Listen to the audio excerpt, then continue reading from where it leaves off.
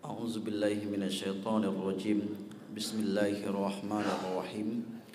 Assalamualaikum warahmatullahi wabarakatuh. Alhamdulillahilladzi ja'alal hayata wal mauta liyabluwakum ayyukum ahsanu amala. Asyhadu an la ilaha illallah wahdahu la syarikalah wa asyhadu anna Muhammadan abduhu wa rasuluhu la nabiyya ba'dah. Allahumma salli wa sallim ala habibina al-Mustafa Muhammad sallallahu alaihi wasallam. Bersyukur kepada Allah dengan mengucapkan alhamdulillahi rabbil alamin. Berselawat kepada baginda Nabi, Allahumma salli ala Sayyidina Muhammad wa ala ali Sayyidina Muhammad. Sebelum kita melanjutkan kajian ilmu pagi ini, seperti biasa kita berdoa kepada Allah. Kita doakan mudah-mudahan orang tua, sanak famili, anak keluarga kita yang telah mendahului hendaknya diberi kelapangan oleh Allah di alam barzah sana. Nauzubillahi minasyaitonirrajim. Bismillahirrahmanirrahim. Alhamdulillahirabbil alamin. Wassalatu wassalamu ala asrafil anbiya'i wal mursalin wa ala alihi wa ashabihi rasulillahi ajmain. Allahumma ighfir lahum warhamhum wa'afihim wa'fu anhum wa akrim nuzulahum wa wasi' madkhalahum waj'al jannatan mathwahum. Allahumma ja'al qabrahum rawdatan min riyadil jinan wa la taj'al qabrahum khufratan min khufarin niran. Allahumma ighsilhum bima'is salji wal barad wa naqqihum minal khataaya kama yunaqqas thawbul abyadu minad danas wa abdilhum daran khairan min darihim wa zawjan khairan min zawjihim wa ahlan khairan min ahlihim wa a'idhhum min azabil qabri wa azabin nar. Rabbana atina fid dunya hasanah wa fil akhirati hasanah wa qina azaban nar. Walhamdulillahirabbil alamin.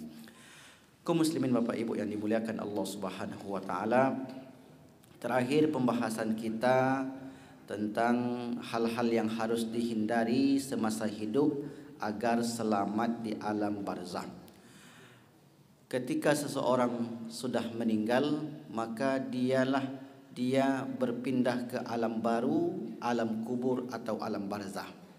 Di sana mendapatkan kebaikan-kebaikan, nikmat-nikmat yang dijanjikan Allah semasa hidup.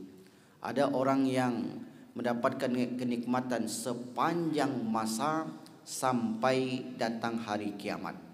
Maka ini tentu mereka adalah para nabi, para rasul dan orang-orang saleh di zaman dahulu.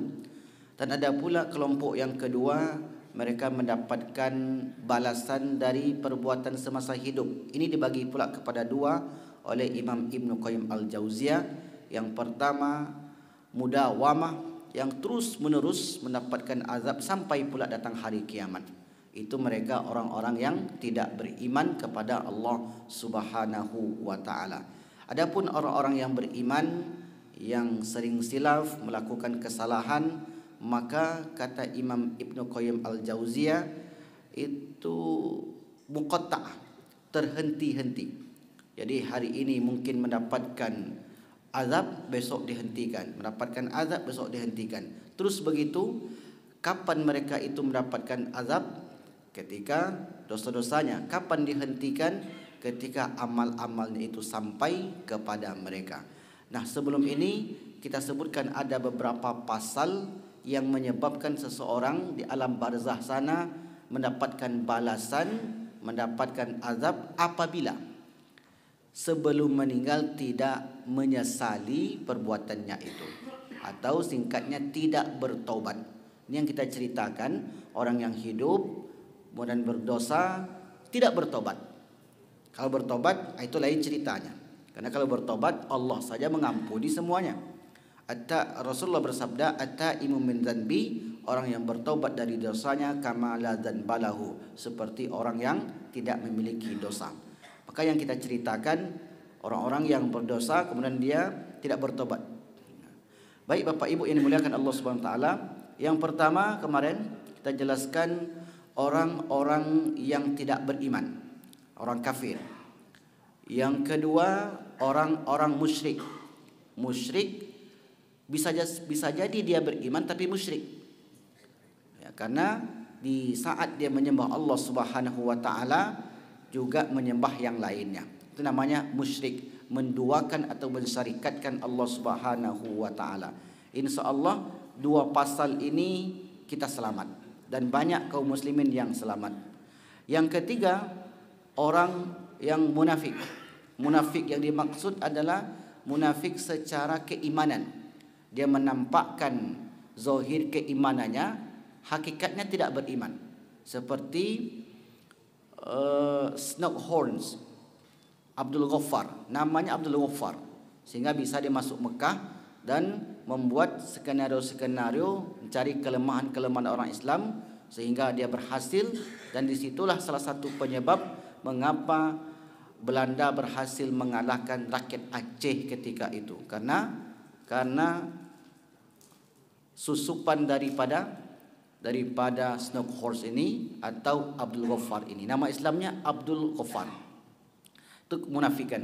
Yang keempat yang mesti kita hindari yaitu mesti tuntas dalam berhadas, bersuci.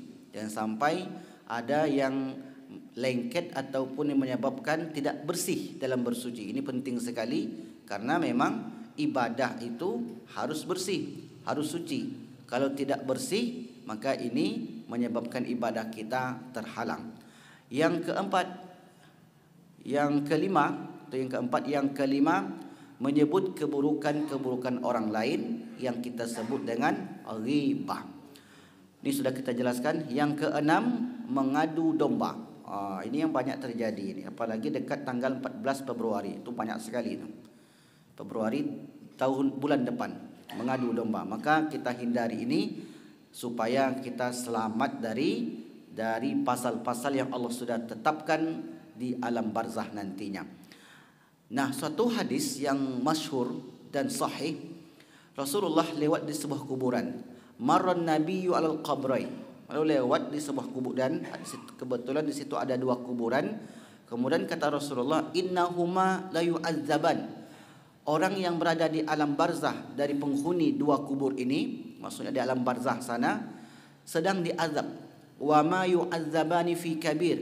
Orang ini diazab bukan karena perkara besar, bukan karena kafir, bukan karena syirik, bukan karena membunuh dan seterusnya, tetapi karena perkara kecil. Amma ahaduhuma, adapun yang satu ini, fakana la yastatiru minal baul, tidak bersuci setelah buang hadas, buang air kecil ataupun besar. Nah, ini dapat menyebabkan seorang mendapatkan balasan azab di alam barzah sana. Yang kedua, fakana yamshi bin namimah. Yamshi artinya berjalan, namimah membawa omongan ken kemari, dan tujuan untuk menyebut keburukan-keburukan orang lain atau menjatuhkan orang lain. Ini disebut dengan namimah. Lalu setelah itu Rasulullah summa akhadha ratbatan jaribatan ratbatan, mengambil pelepah kurma yang masih basah, yang masih hidup, dipotong oleh beliau. Setelah itu dibelah menjadi dua, fasyaqqa nisfain fagharaza fi kulli qabrin wahidatan. Lalu beliau tanam setiap kubur itu satu pelepah kurma. Sahabat bertanya, ya Rasulullah, apa yang kau lakukan? Lima fa'alta, kenapa engkau tanam pelepah kurma ini? Kata Rasulullah, la'allahu yukhaffifu anhuma ma lam yaibasa, karena pelepah kurma ini dapat memberi syafaat kepada penghuni kubur. Syafaat ini maksud di situ adalah meringankan. Kok bisa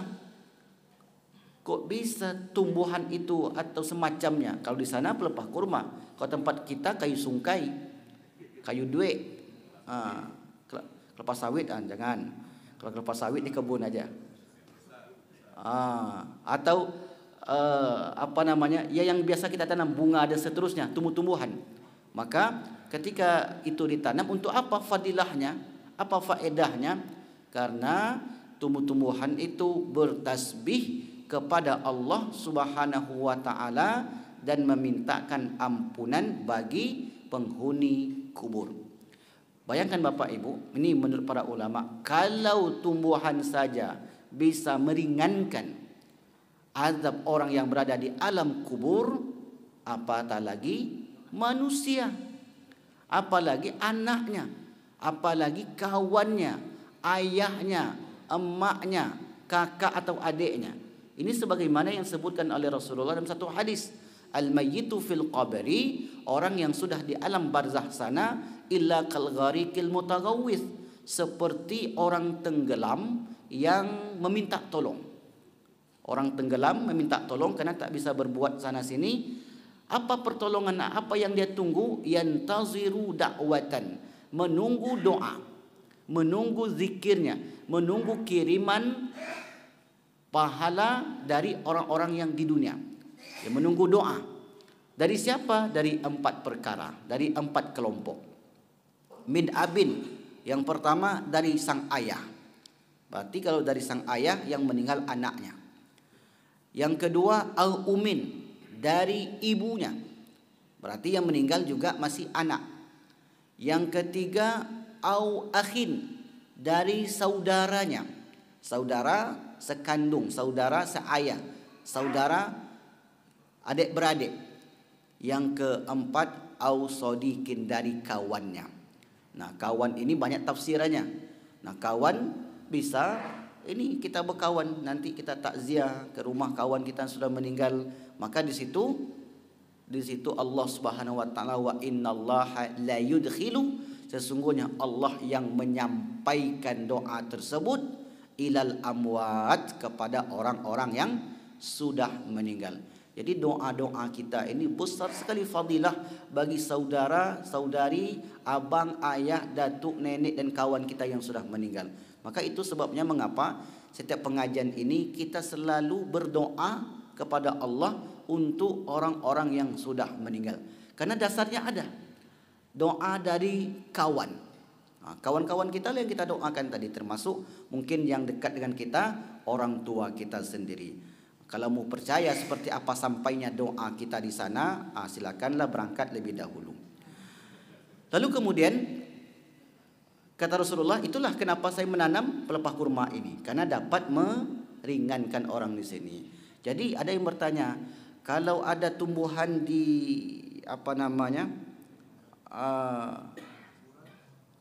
tempat kuburnya itu, pusaranya itu, maka dicabut silakan, tapi jangan dihabiskan.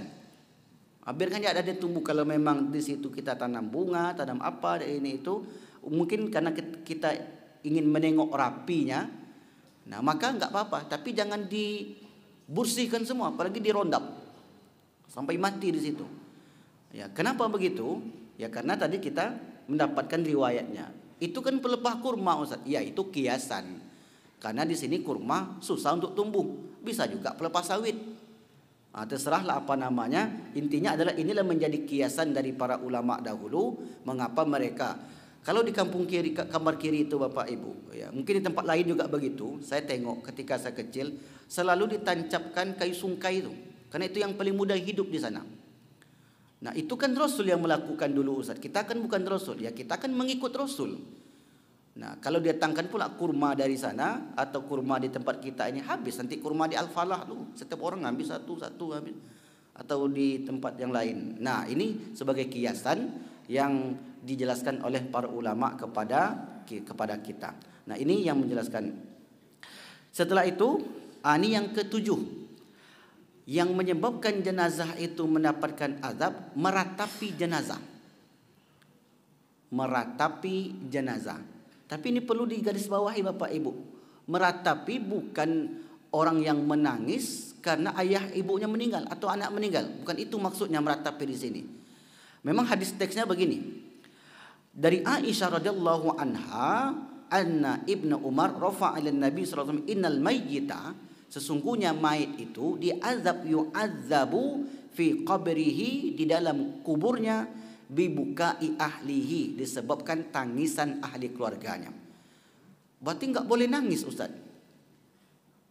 Kalau begitu maknanya, kata teks ini begitu, hadis Sahih Bukhari lagi.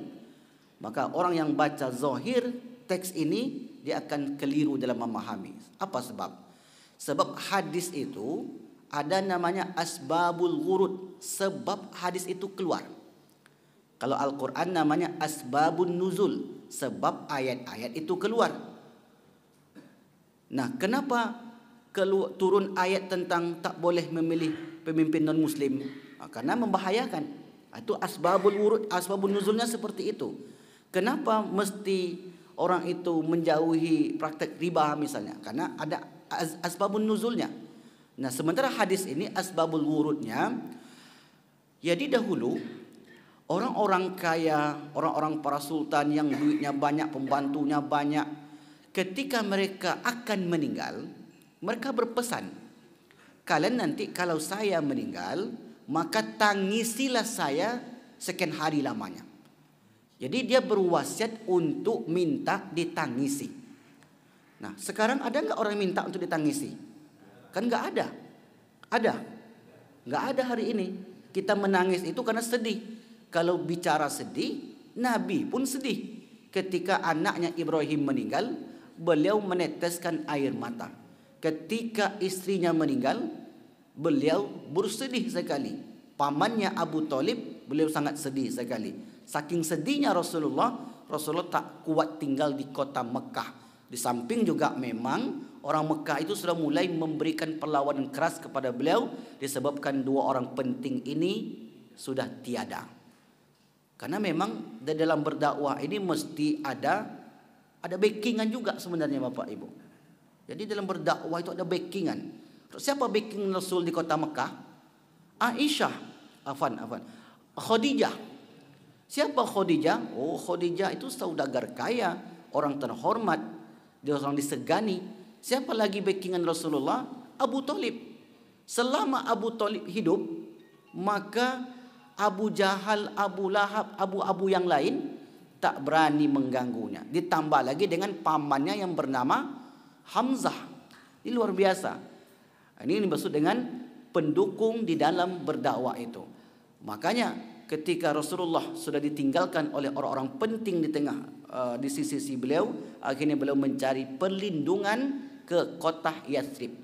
Sampai di sana ternyata tidak ada yang melindungi beliau. Beliau kembali lagi ke kota Makkah Al-Mukarramah. Di situ dilindungi oleh salah seorang kafir Quraisy juga.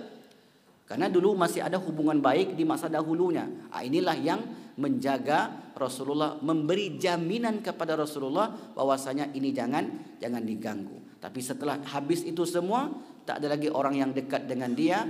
Disitulah hijrah itu muncul. Rasul pun hijrah ke kota Madinah. Di kota Madinah Rasulullah kemudian mendapat perlindungan dari kaum Ansor dan kawan-kawannya, sahabat-sahabatnya dari kota Mekah, yaitu kaum Muhajirin. Jadi ini dimaksud dengan perlindungan tadi. Jadi kalau dia meminta sebelum meninggal itu, ditangis sekian hari, buat begini, buat begitu, buat begini, yang sampai bergolek-golek, ya, maka ini yang menyebabkan orang yang di alam kubur mendapatkan azab. Kalau hanya sekedar menangis, sedih, sampai 2 hari 3 hari, itu tidak bermasalah. Maka inilah makna takziah. Takziah itu dari kata azza yu'azzi. Takziah. Fassara yufassiru tafsir. Azza yu'azzi takziah. Itu kata bahasa Arab itu seperti itu. Namanya tasrif. Nah, ketika kita bertakziah berarti kita sedang menghibur. Takziah itu artinya menghibur. Kita hibur ini orang yang sedang berduka agar tidak terlalu bersedih. Takziah ini Bapak Ibu, yang kita ucapkan itu adalah bagaimana orang ini tidak bersedih. Bagaimana cara kita? Kita sampaikanlah kepada dia, Bapak, Ibu jangan terlalu bersedih. Mengapa? Karena ayah kita, ayah bapak itu sebenarnya mereka itu tidaklah mati. Mereka itu sekarang di alam yang indah sekali, di tempat yang bagus sekali, mendapatkan fasilitas yang bagus sekali. Orang yang meninggal itu mereka hanya lebih dulu tiketnya. Ada yang tiketnya berangkat itu jam 7 pagi, ada yang tiketnya jam 9 pagi, ada yang tiketnya jam 12 pagi, ada yang tiketnya jam 3 sore, ada yang jam 6, sesuai pesanan. Bapak Ibu kapan pesan tiketnya? Tak tahu kami Ustaz. Tapi tiket sudah ada? Sudah ada semuanya. Kita menunggu jam terbang saja. Kapan mau berangkat nanti? Maka ketika itu kita sampaikan, mereka yang sudah berangkat hari ini, taruhlah misalnya kita dari Pekanbaru ke Jakarta, Cengkareng. Nah, kalau rutenya sama, kita akan bertemu dengan orang yang sudah dulu berangkat. Artinya apa? Seorang ayah yang sudah meninggal, disusul kemudian oleh adiknya, oleh anaknya, oleh istrinya, jalannya sama, rutenya sama, sama-sama tujuannya Cengkareng. Ketemu nggak mereka di bandara sana? Pasti ketemu kalau jalannya sama.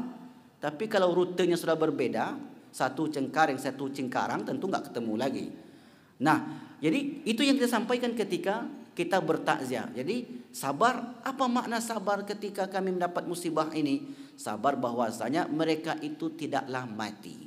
Mereka itu hidup dan kita akan dipertemukan kembali dan dikumpulkan bersama ahli keluarga kita. Kesedihan boleh, tapi jangan terlalu berlarut-larut. 3 harilah maksimalnya untuk bertakziah tersebut, menghibur mereka. Terkadang orang bertakziah ini ada yang salah memahaminya. Ketika dia sedang sedih, misalnya suaminya meninggal, sedih kali istrinya ini, ditambah lagi oleh kawannya, itulah sedih kali lah meninggalkan suami.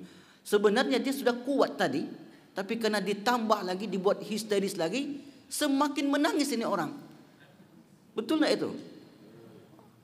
Maka sebenarnya sudah bisa dia menerima keputusan Allah, saya redha. Datang kawannya dari luar, menangis pula.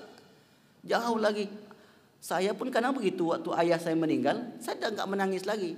Datang kawan, menangis dia. Terpaksa juga meleleh air mata ni. Dah berhenti menangis karena kawan menengok kawan menangis, kita pun menangis. Nah, kalau sedikit tak apa-apa, tapi jangan pula sampai hilang akal setelah itu. Nah, baik Bapak Ibu, ini maksud dengan orang yang di alam kubur mendapatkan siksa karena tangisan ahli keluarganya, dia pesan semasa hidup. Jelas? Ya, jelas, dia pesan semasa hidup. Nah, yang berikutnya yaitu yang ke-8, orang yang mendapatkan azab di alam kuburnya, orang yang berkhianat. Orang berkhianat. Ini saya ceritakan riwayat Imam Al-Bukhari, seorang sahabat yang bernama Kirkiroh. Kirkiroh an Abdullah ibni Umar, dari Abdullah ibni Umar, qala kana ala saqalin Nabi sallallahu alaihi wasallam rajulun yuqalu lahu Kirkiroh famata. Ada seorang yang ditugaskan Nabi sallallahu alaihi wasallam menjaga harta rampasan perang bernama Kirkiroh. Ini kisahnya, setelah mendapat harta rampasan perang, maka harta ini disimpan. Diamanahkanlah satu orang untuk menjaga harta ini. Kalau hari ini namanya itu harta umat. Harta ini namanya harta wakaf, itu kan harta umat. Harta rampasan perang itu kan harta bersama. Harta rampasan perang ketika dikumpulkan, faqala Rasulullah SAW, meninggallah Kirkiroh ini, wahuwa finnar, kata Nabi, dia meninggal mendapatkan azab di alam kubur.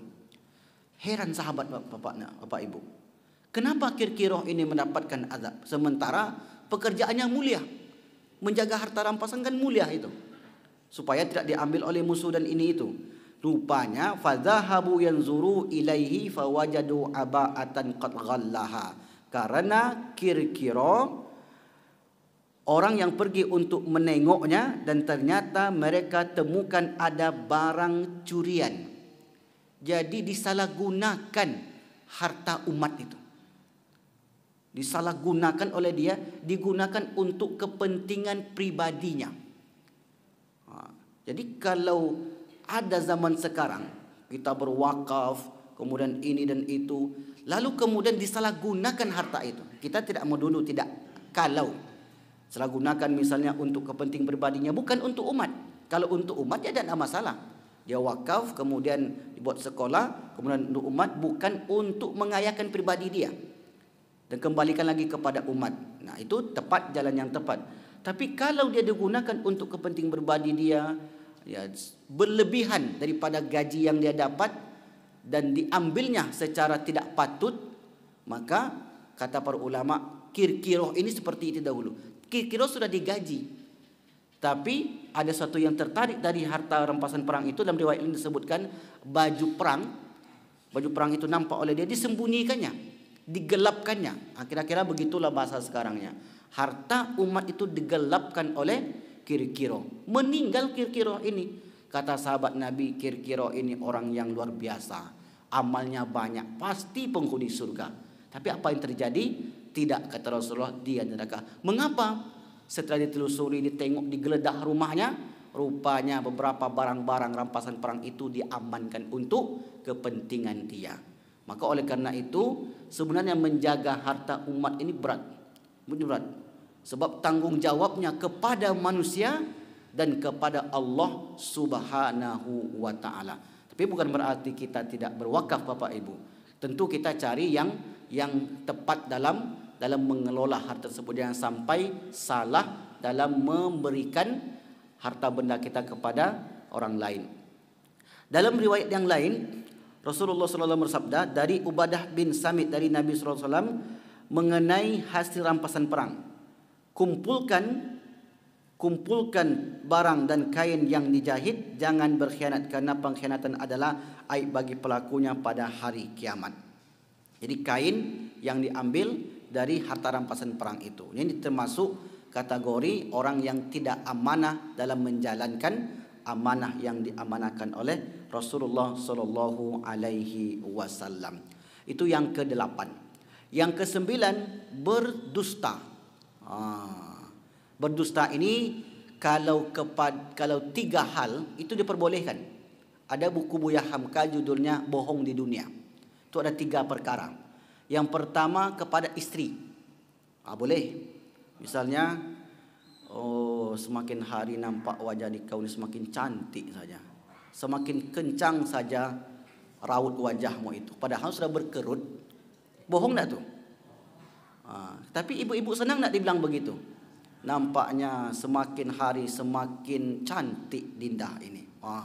Semakin hari semakin. Saya kadang pulang begitu, Bapak Ibu. Jadi istri itu senyum sendiri. Kenyataannya enggak begitu. Ya, kenyataannya enggak begitu. Kalau nonton ni ketawa dia ni. Tapi boleh enggak begitu? Itulah dianjurkan. Bohong di Dunia namanya. Buya Hamka menulis buku kecil sekali bukunya. Dan berdasarkan hadis Nabi sallallahu alaihi wasallam, maka Nabi itu selalu memuja.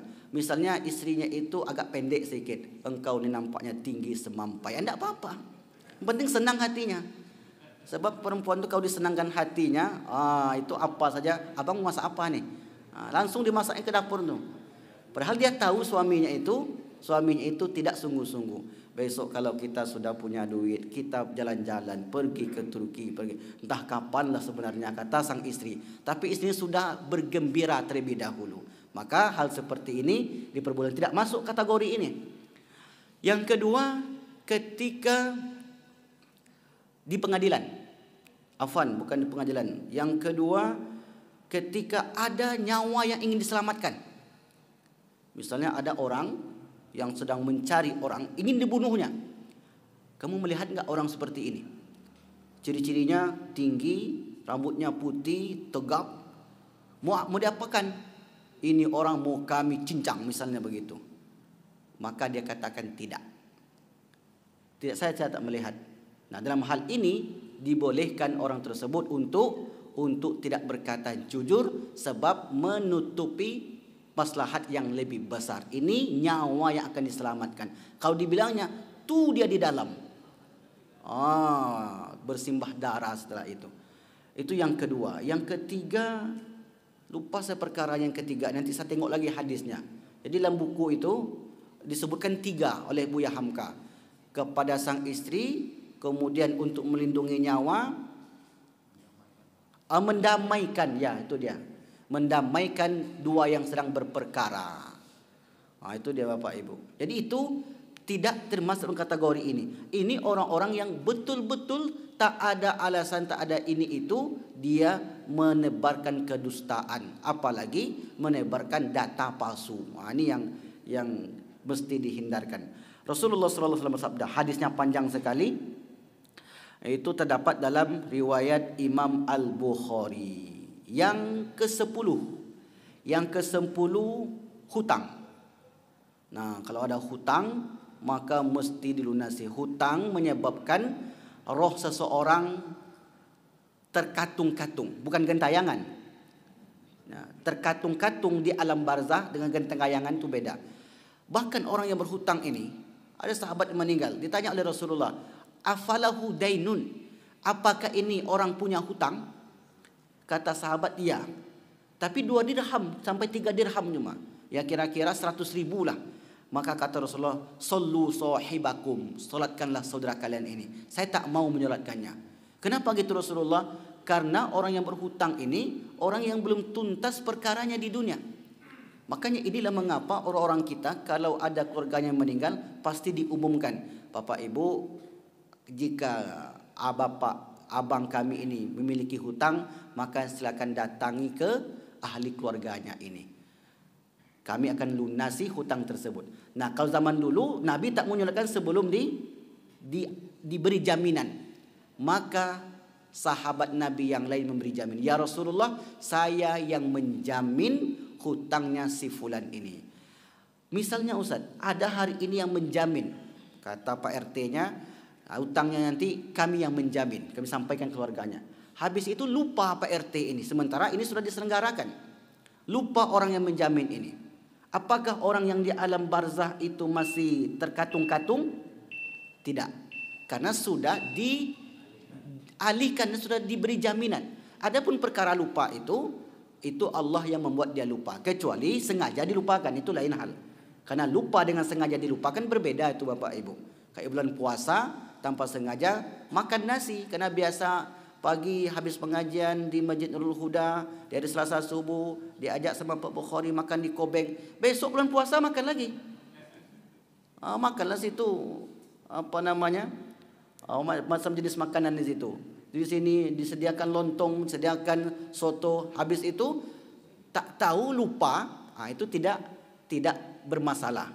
Karena kata Rasulullah, qad saqahu wa'damallahu, Allah sesungguhnya yang sedang memberi makan kepada dia. Nah, itu yang dimaksud dalam riwayat ini. Jadi kalau dia terlupa maka tidak bermasalah. Tapi kalau sengaja dilupakan, yang menanggung adalah orang yang menjamin tadi. Nah, maka di sini kita perlu sampaikan kepada ahli keluarga mereka. Baik Bapak Ibu yang berbahagia, terakhir yang ke-11 itu masuk dosa lainnya. Ada satu kitab yang ditulis oleh Imam Az-Zahabi. Judul kitabnya Al-Kabair, dosa-dosa besar. Lebih kurang 70 dosa-dosa besar di situ. Karena kemudian ada yang bertanya, hanya 11 ini saja Ustaz. Sementara yang lain banyak lagi. Misalnya mencuri enggak disebutkan di situ. Kemudian membunuh orang enggak disebutkan di situ, riba enggak disebutkan di situ dan lain sebagainya. Kita sebutkan yang umum-umum, kemudian ada yang besar mulai dari syirik, ada yang perkara kecil mulai dari berbohong tadi. Maka hal-hal yang membuat itu berdosa maka termasuk dalam kategori ini. Apa contohnya? Ya, kata Nabi, dosa itu seperti apa? Mahak al-ithmu mahaka fi nafsika. Dosa itu adalah sesuatu yang membuat dadamu sesak. Artinya tak bisa hati nurani itu menerima. Berarti ini perkara, kalau tidak dia subahat, perkara yang menyebabkan dosa. Nah, kalau sebab al-halalu bayyinun, halal itu jelas, wa haramu bayyinun, haram itu pun jelas, wa bainahuma umurun mustabihat, di antara duanya itu ada perkara-perkara yang mustabihat. Saya berjalan, kemudian mendapati uang 100 ribu. Ini kan enggak jelas nih. Kalau saya ambil ini bukan hak saya. Kalau saya kasih ke orang, kalau saya ambil bukan hak saya. Ini enggak jelas halalnya atau haramnya. Masuk perkara mustabihat, maka ini saya berikan saja, saya letakkan di panti sosial. Kalau bisa saya umumkan, saya umumkan. Bapak Ibu, siapa yang punya uang sekian, batas maksimalnya 3 hari. Kalau tidak ada, jangan masuk kantong kita. Letak saja di tempat-tempat yang menggunakan atau keperluan sosial. Itu solusi daripada ulama. Jadi Bapak Ibu yang dimuliakan Allah Subhanahu wa taala, maka inilah dia dalam buku kita sebut hanya 11 saja. Bukan berarti 11. sesuatu yang berkaitan dengan dosa, maka dapat menyulitkan seseorang ketika sudah meninggalkan dunia ini. Penangkal dari itu semua, atau bahasa kitanya pemutihan. Karena kalau orang yang lambat bayar pajak, ada program pemutihan pajak, pemutihan dosa. Bagaimana pemutihannya? Dengan cara bertobat tadi. Jadi kalau tak bertobat, ini kita serahkan kepada Allah Subhanahu wa taala. Alhamdulillah, setiap malam Bapak Ibu salat taubat, usolli sunat taubat rakaatain lillahi taala. Salat taubat, minta ampun kepada Allahumma astaghfirullahalazim alladzi la ilaha illa huwal hayyul qayyum wa atubu ilaihi. Astaghfirullahalazim allazi la ilaha illa huwal hayyul qayyum wa atubu ilaihi. Saya bertobat ya Allah, kesalahan saya mungkin tak sengaja ataupun sengaja. Itu kata para ulama sudah termasuk kategori orang yang bertaubat dari kesalahan baik yang disengaja ataupun yang tidak disengaja. Itulah indahnya agama Islam. Jadi alhamdulillah Bapak Ibu, kita yang masih diberi kesempatan hidup, diberi umur panjang, maka perbanyaklah istighfar, perbanyak salat taubat, perbanyak minta ampun. Mudah-mudahan segala apa yang sudah kita buat itu dimaafkan oleh Allah Subhanahu wa taala. Amin. Amin ya rabbal alamin. Bab berikutnya ini kita jelaskan di minggu yang akan datang. Apakah azab kubur sepanjang masa atau bersifat sementara? Ini saya jawab saja. Azab kubur ketika di bulan puasa, sebagaimana sabda Rasulullah SAW riwayat dari Imam Al-Baihaqi, yurfa'u, diangkat, anil mauta fi syahri Ramadan. Jadi diangkat azab kubur bagi orang yang sudah meninggal di bulan suci Ramadan. Makanya orang-orang yang sudah meninggal mengharapkan Ramadan sepanjang masa. Karena syafaat bulannya, syahrul Ramadannya itu. Orang yang meninggal di bulan Ramadan, maka termasuk orang yang meninggal dengan jalan yang baik. Apalagi dalam keadaan berpuasa, solat, membaca Al-Quran, dalam keadaan beribadah kepada Allah Subhanahu wa ta'ala. Yang kedua, orang-orang yang meninggal pada hari Jumat atau malam Jumat. Rasulullah bersabda, "Ma min muslimin yamutu yaumal jum'ah au lailatal jum'ah." Tidaklah seorang muslim meninggal pada hari Jumat atau malam Jumat illa waqahu Allah min azabil qabri, melainkan dicegah dari azab kubur. Hari Jumat dan malam Jumatnya. Setelahnya berlaku lagi. Jadi seminggu pas hari Jumat dah free dulu, istirahat. Malaikat pun istirahat. Sabtunya mulai lagi mulai lagi diberlakukan. Tapi tank ini Pak, setelah tank itu rupanya ada datang kiriman dari anaknya, dari kawannya yang kita sebutkan tadi. Jadi tidak melulu, tidak terus menerus tank itu kena azab, tidak. Makanya orang beriman kita sebutkan di awal tadi, memang dia berlakukan azab, tapi ketika ada penolong, ada syafaat, maka itu diberhentikan juga. Inilah keutamaan doa, sedekah, bacaan Quran, zikir yang kita hadiahkan kepada orang-orang tua kita yang sudah meninggal. Kata Rasulullah, orang yang cerdas itu orang yang memikirkan kehidupan setelah kehidupan di dunia. Baik Bapak Ibu yang berbahagia, ada yang bertanya? Oke, baik, tidak ada. Untuk selanjutnya, ahli kubur mengetahui keadaan keluarga mereka di dunia. Jadi ahli kubur, orang tua kita, anak kita, keluarga kita yang sudah meninggal, mereka mengetahui keadaan kita yang di dunia. Diperlihatkan oleh Allah Subhanahu wa ta'ala berdasarkan hadis dan ayat-ayat suci Al-Quran. Nah, riwayatnya insya Allah akan kita jelaskan di pertemuan yang akan datang. Oke, baik, mungkin itu sudah masuk waktu isyraq. Belum lagi. Ada yang bertanya? Saya kira dah sampai. Tengok jam 6.20. Oh ya, agak lambat sekarang ya. Okey, baik, saya jelaskan tadi sedikit tentang yang sepanjang masa. Sepanjang masa Quran surat Mukmin, surat yang ke-40 ayat 45 dan 46. Fawaqahu Allahu sayyiati ma makaru wa haqa bi ali fir'auna su'ul azab annaru yu'radu 'alaiha ghuduwan wa 'ashiyya wa yauma taqumus sa'ah. Kepada orang-orang yang tidak beriman sebagai prototipenya, contohnya, modelnya di Al-Quran ini adalah Fir'aun.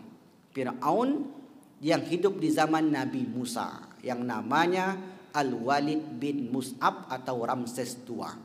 Jadi Fir'aun itu meskipun dia terbaring di Tahrir Square di Mesir, di lantai 2 di dalam kaca, tetapi Fir'aun di alam barzah sana diperlihatkan pintu neraka sampai datang hari kiamat. Jadi dibukakan, wa yuftahu lahu babun nar. Bagi orang beriman dibukakan pula pintu surga itu sampai datang hari kiamat. Ini orang-orang yang baik tadi. Kelompoknya yang baik saja. Ini kelompok yang jahat saja. Kelompok yang tengah-tengah, kadang ditutup, kadang dibuka, kadang ditutup, kadang dibuka. Inilah yang disebut dengan ketika di bulan suci Ramadan mereka mendapatkan keistimewaan daripada bulan suci Ramadan tersebut. Maka mudah-mudahan Bapak Ibu kita dipanggil oleh Allah dalam husnul khatimah. Husnul khatimah di hari Jumat dan di bulan suci Ramadan. Baik, ini yang dapat kami sampaikan pada pagi yang berbahagia ini. Kita kembali tutup dengan doa. A'udzubillahi minasyaitonirrajim. Bismillahirrahmanirrahim. Alhamdulillahirabbil alamin. Shalatu wassalamu ala asyrafil anbiya'i wal mursalin wa ala alihi wa ashabihi rasulillahi ajmain. Allahumma ja'al akhira kalamina inda intihai ajalina binad dunya qawla la ilaha illallah. Allahumma khtim lana wa ajalana bi husnil khatimati was sa'ada wa la takhtim alaina bi su'il khatimati wasyaqawa. Rabbana taqabbal minna salatana wa siyamana wa ruku'ana wa sujudana wa tadarru'ana wa tamim taqsirana bi rahmatika ya arhamar rahimin. Allahumma anzil sakinata wal barakata was salamata ala hadhil jamaah jamaati Masjid Nuril Huda ya arhamar rahimin. Rabbana atina fid dunya hasanah wa fil akhirati hasanah wa qina adzabannar. Walhamdulillahirabbil alamin. Subhanakallahumma bihamdika asyhadu an la ilaha illa anta astaghfiruka wa atubu ilaik. Wassalamualaikum warahmatullahi wabarakatuh.